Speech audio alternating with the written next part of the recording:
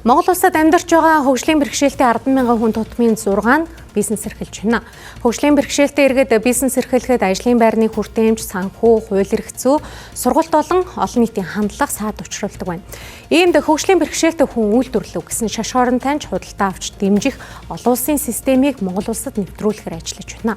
Энэ нь шошготой бараа бүтээгдэхүүнийг бусад аж ахуйн нэгжүүд, төрийн байгууллагууд таньж худалдаа авч тэдний бизнесийг дэмжих боломж бүрдэж байгаа юм.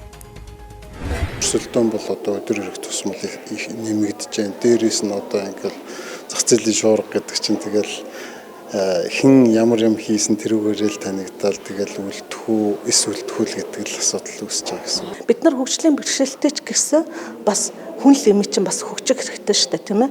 Тэгэхээр тэр хөгжлийн бэрхшээлтэй гэдэг юуг нэг арай жоох нэг айтайхан үгээр солиулаас зүгээр юм болов уу гэж. Ер нь чанга байна. Тий. Яг түрүү жил бол ер нь боломж юм бас. Энэ жил бол ер нь бас айгүй муу байна.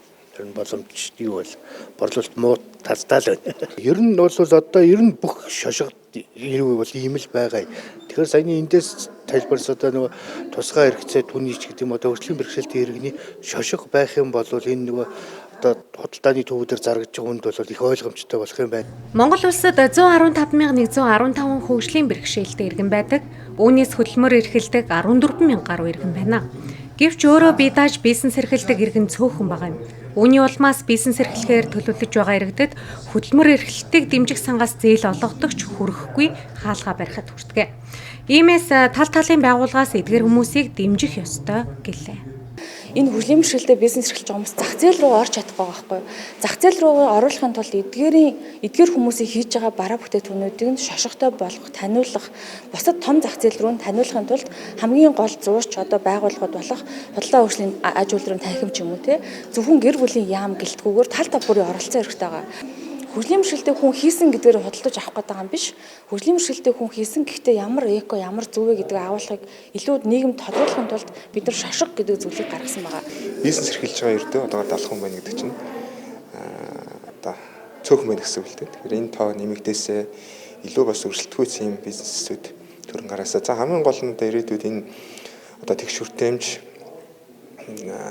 за энэ экосистем за юу гэдэг энэ эдгээр хүмүүсийн үйлдвэрлэсэн бүтээгдэхүүнийг худалдаа авсан дэмжсэн компанийн аж ахуйн нэгж хувь хүмүүсийг бас алдаршуулдаг ийм тогтолцоо бас бий болоосаа гэж одоо зорж байгаа гэсэн.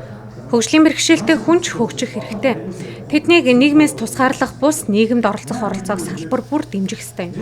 Мөн шошгожуулах ажил нь хөгжлийн бэрхшээлтэй иргэдийг өрөвдүүлэх бус тэдний үйлдвэрлэж байгаа бүтээгдэхүүнийг чанаржуулах бизнес эрхлэлтийг дэмжих зорилготой.